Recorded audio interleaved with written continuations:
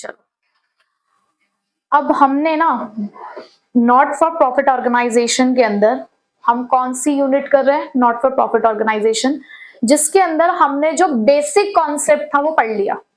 हमें final accounts तक पहुंचने के लिए कुछ छोटे छोटे कॉन्सेप्ट्स पढ़ने थे, like fund based accounting, subscription और कंज्यूमेबल आइटम्स, वो हम पढ़ चुके हैं।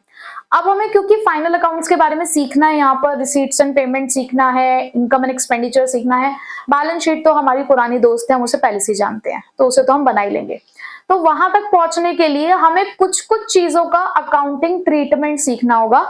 चीजें तो बहुत सारी हैं, बट जो मेन चीजें हैं जो थोड़ा सा कंफ्यूजन अराइज करती हैं, हम यहाँ पर उसको डिस्कस करने जा रहे हैं। ठीक है, तो देखो सबसे पहला है हमारे पास entrance fees and admission fees. देखो एंट्रेंस फीस और एडमिशन फीस, आप पहली बात तो ये मान के चलो कि आप एक not for profit organisation run कर रहे हो, कोई क्लब है या फिर कोई आपका चैरिटेबल सोसाइटी है, तो वहां पर ये सब चीजें रिसीव की जाती है।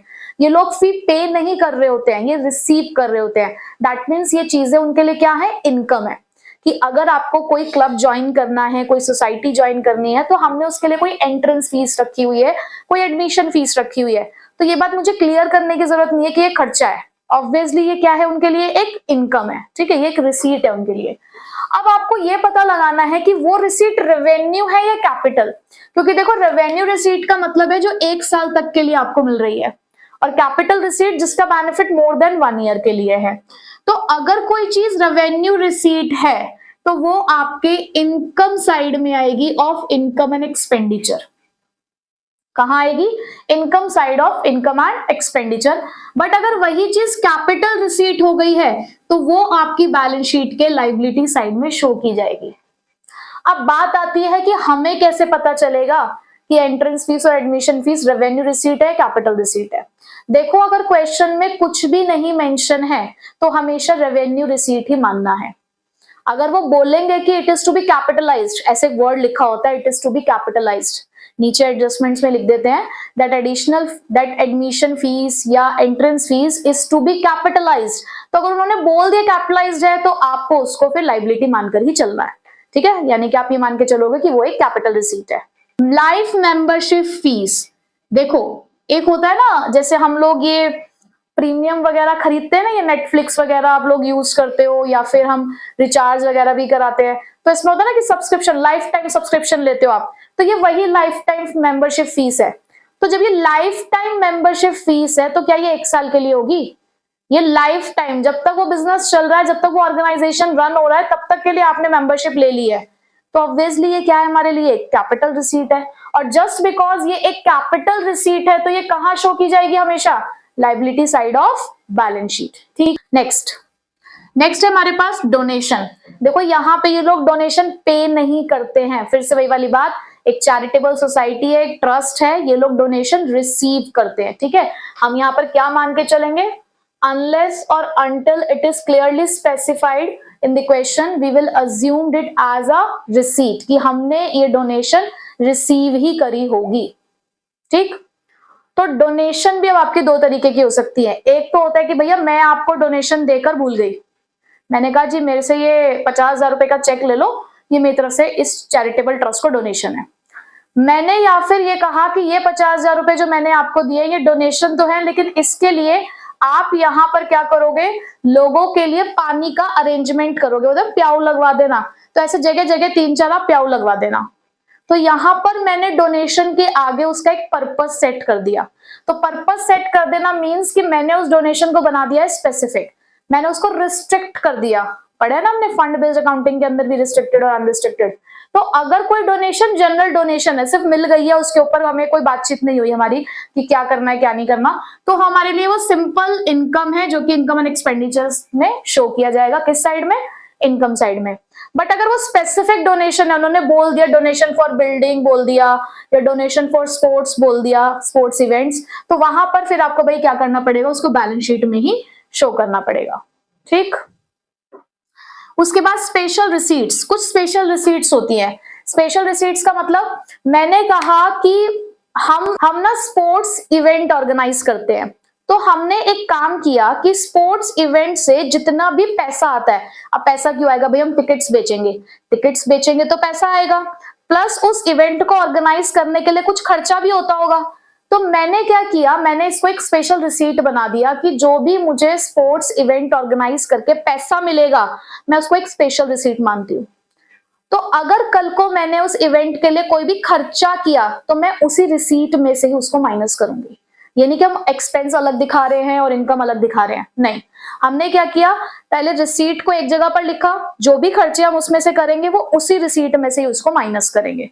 ठीक है, तो देखो जरा, अगर कोई भी चीज स्पेशल रिसीट है तो उसे आप स्पेसिफिक अकाउंट में डालोगे। स्पेसिफिक अकाउंट मतलब उसको इनकम एंड एक्सपेंडिचर अकाउंट में अलग से दिखाएंगे आप, डायरेक्टली आउटर कॉलम में उसका बैलेंस नहीं लिखा जाएगा। फिर उसी में से आप एक्सपेंसेस को माइनस करोगे, उसी रिसीट में से एक्सपेंसेस को माइनस करोगे और बैलेंस शो करोगे इनकम एंड एक्सपेंडिचर में। अब आपका क्वेश्चन अराइज हुआ कि हम इनकम एंड एक्सपेंडिचर में किस साइड में शो करेंगे।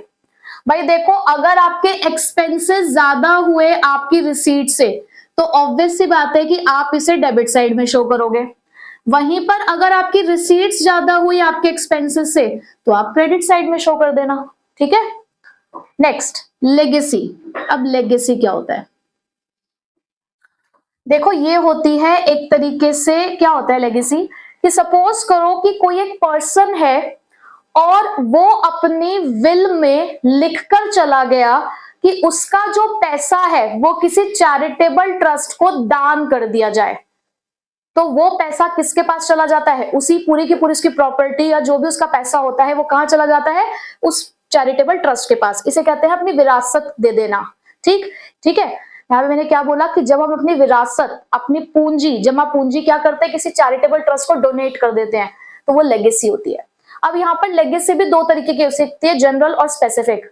हमने अपने विल में लिख दिया कि इस चैरिटेबल ट्रस्ट के नाम पर यह पैसा जमा किया जाएगा, इस चैरिटेबल ट्रस्ट के नाम पर हमने पैसा दे दिया है कि हमारे बाद ये पैसा सारा इनको मिलेगा, बट उसमें लिखा नहीं कि किस लिए होगा ये पैसा, इस पैसे का इस्तेमाल क्या होगा, हमने नहीं लिखा।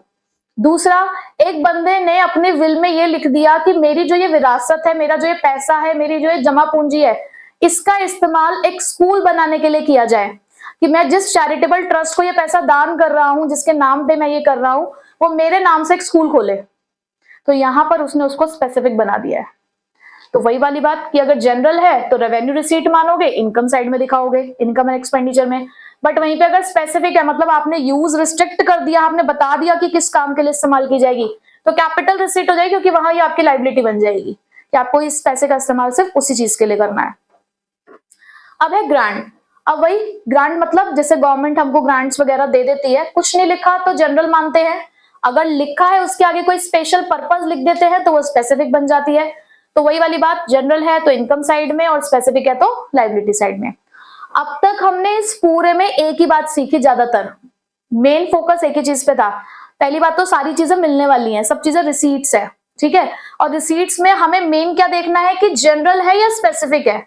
अगर जनरल है तो इनकम साइड में शो करना है, इनकम एंड एक्सपेंडिचर में, और अगर कैपिटल बच जाता है तो उसको liability side of balance sheet. ठीक है, तो स्पेसिफिक तभी मानना है जब क्वेश्चन में मेंशन हो। सिर्फ एक ही है जिसके बारे में क्लियरली था कि वो कैपिटल रिसीट है, लाइफ मेंबरशिप फीस, उसके बारे में आपको सोचना ही नहीं है, बाकियों के बारे में एक बार आपको पहले कंसिडर करना है।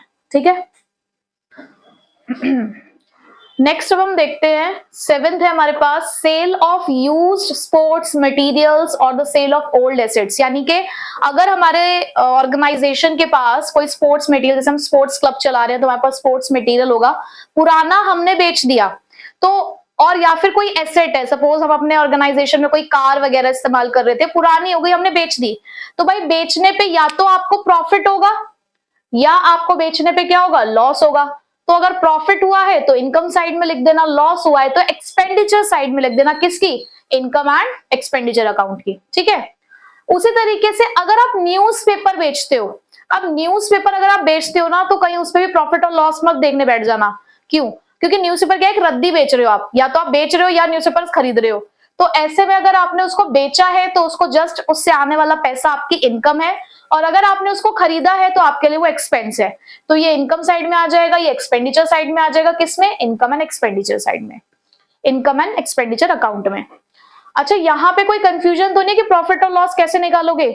अगर आपकी सेल वैल्यू बुक वैल्यू से ज्यादा है तो आपको प्रॉफिट होगा, अगर आपकी सेल वैल्यू बुक वैल्यू से कम है तो लॉस होगा। ठीक है, इट इज अंडरस्टूड।